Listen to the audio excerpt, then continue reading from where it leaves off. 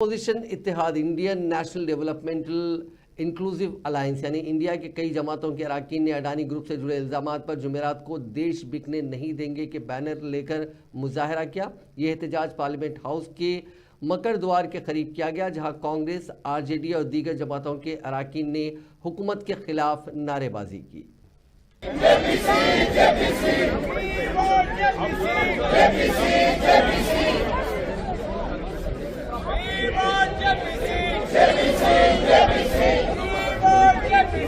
JPC